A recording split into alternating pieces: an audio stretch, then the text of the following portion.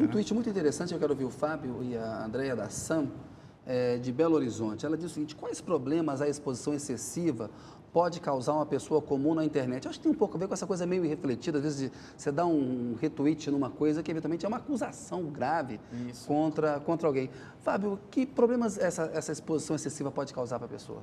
Então, hoje, as ferramentas de busca, elas que leem todos esses tweets e leem o que a gente postar em redes sociais ou em blogs, por exemplo, essas ferramentas são usadas para várias finalidades. Os empregadores, por exemplo, aqui no Brasil não há uma limitação de uma pesquisa para você saber, antes de contratar alguém, qual é a linha de pensamento da pessoa com relação a algum assunto, até como parte do processo de seleção. Muitas empresas não divulgam isso, mas fazem sem as pessoas saberem. Então, o que eu vejo é justamente esse risco, né? A internet hoje nada se apaga, isso acaba ficando como uma ficha corrida da pessoa durante o resto da vida. André, como é que você vê isso? Psicologicamente falando, tem que tomar sempre cuidado com a consequência. Eu acho que se a gente parasse um pouquinho para pensar nas consequências, a gente veria que isso é um instrumento absurdo e avassalador. Pode acontecer o quê, assim, André?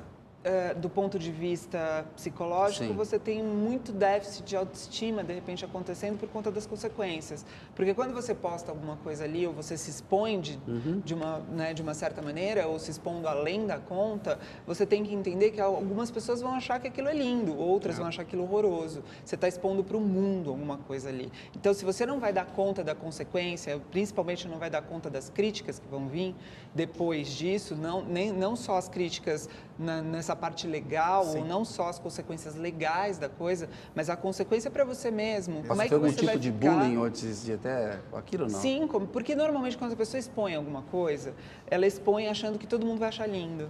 Né? Falar, nossa, aquele era o meu melhor, e de repente... É ridicularizada. É ridicularizada, tem outras consequências ali do ponto de vista psicológico que pode ser muito doloroso. Então, antes de postar, tem que prestar atenção se você vai dar conta das consequências. Exatamente. Se você vai conseguir lidar com as consequências depois, se você vai levar isso na brincadeira, ou se o lugar onde você está postando isso é um lugar para brincadeira, tudo bem. Agora, tem sempre que pensar que ali é mundo público. Vai ter gente que vai dizer, super legal você sair com a melancia na cabeça.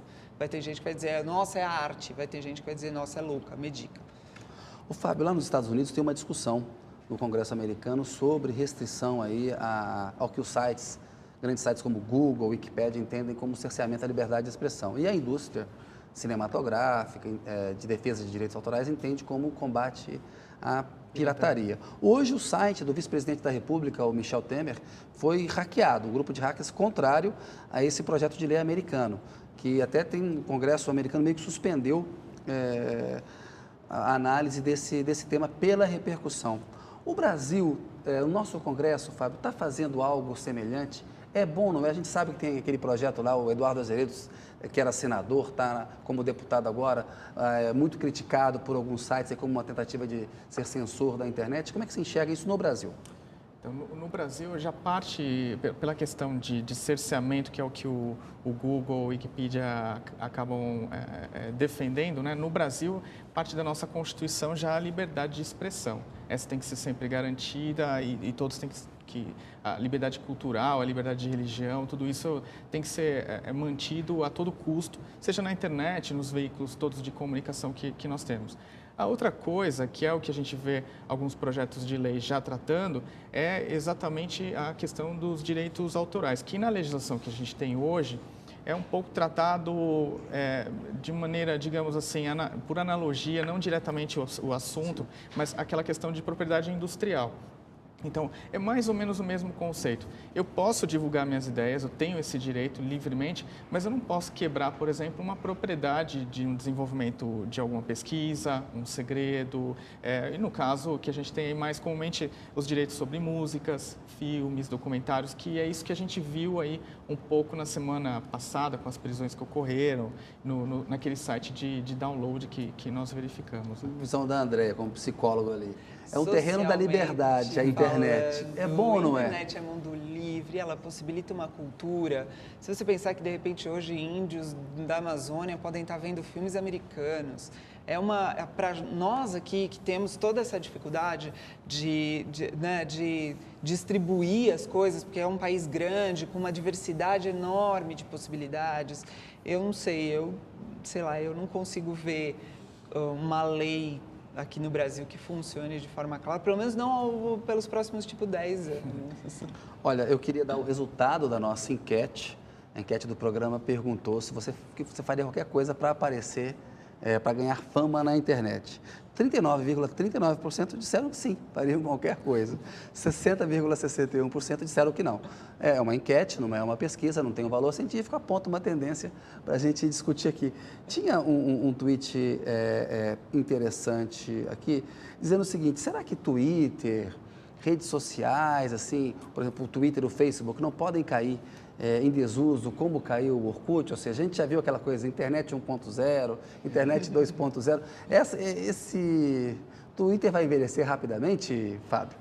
Então, o que a gente vê é que há algum tempo a gente imaginava, por exemplo, Microsoft com a liderança total, depois tivemos o Google, agora Facebook dominando e concentrando quase que as mesmas funções de Twitter, porque hoje você consegue abrir uma página e tudo isso. Eu, sinceramente, acho que há muita tecnologia ainda a ser desenvolvida, a legislação nunca vai conseguir alcançar, e está aí a importância das pessoas terem o que a Andrea comentou, o bom senso, a ética e levar isso para a internet. Olha, esse tweet é do Newton Câmara, mestre em Linguística Aplicada, lá de Fortaleza. Andréia, ele está perguntando, será que um dia o Twitter vai ficar em desuso igual a tantos outros como o Orkut? Se não se mexer, vai.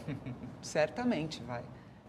Na verdade, a internet ela é dinâmica como a gente é dinâmico como ser humano. A gente nasce bebezinho, a gente vai crescendo, a gente amadurece, a gente envelhece.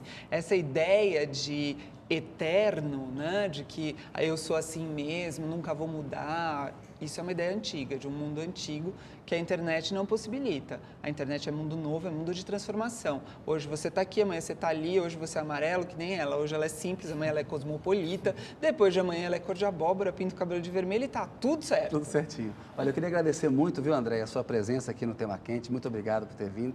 Infelizmente o programa está chegando ao final. Boa noite para você. Obrigada pelo convite. Fábio, muito obrigado por ter vindo, muito esclarecedor, obrigado. Eu que agradeço, Kennedy, obrigado.